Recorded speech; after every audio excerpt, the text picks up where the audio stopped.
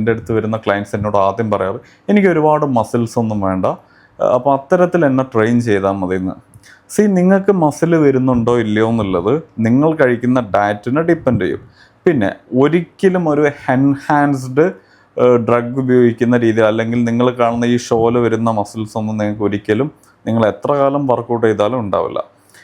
Naturally ഒരു മെന്നെ സംബന്ധിച്ച് ഒരു അപ് ടു മന്ത്ലി ഒരു 1 kg അടുത്ത് വരെ എന്ത് വരുള്ളൂ, muscle up ആവത്തുള്ളൂ.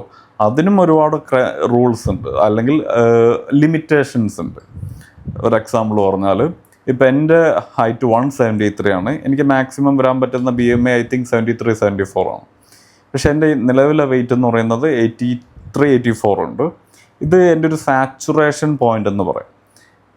ഇതിലെൻ്റെ body fat percentage approximately 19%. നമുക്ക് ഐഡിയലി നമുക്ക് വേണ്ട ഒരു ഗുഡ് ഫാറ്റ് പെർസെൻറ്റേജ് എന്ന് പറയുന്നത് 19 ആയിരിക്കും. ആൻഡ് ഇപ്പം നിങ്ങളുടെ വെയിറ്റ് നിങ്ങൾ ഇൻക്രീസ് ചെയ്യുകയാണ്, ഇപ്പം BMI നോക്കിയിട്ടല്ല നമ്മൾ എന്ത് ചെയ്യുക, ജിമ്മിൽ മെയിൻലി വർക്കൗട്ട് ചെയ്യുക. ജിമ്മിൽ ബോഡി ഫാറ്റ് പെർസെൻറ്റേജ് ആണ് നമ്മളെപ്പോഴും മാറ്ററായിട്ട് വെക്കുക, അല്ലെങ്കിൽ മസിൽ മാസ്. ഇപ്പം 173 ഉള്ള എനിക്ക് ഇത്രയും വെയിറ്റ് വരുന്ന സമയത്ത് ഞാൻ എന്താണ്, BMIന് പുറത്താണ്.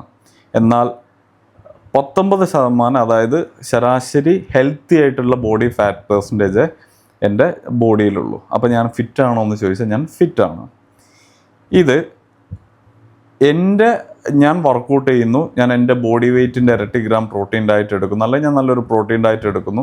അങ്ങനെ എനിക്കൊരു മാസം ഒരു 73 കിലോ ഉണ്ടായിരുന്ന ഞാൻ ഈ 84 എത്താൻ ഞാൻ എടുത്ത ടൈം മോർ ദാൻ 1.5 years ആണ്.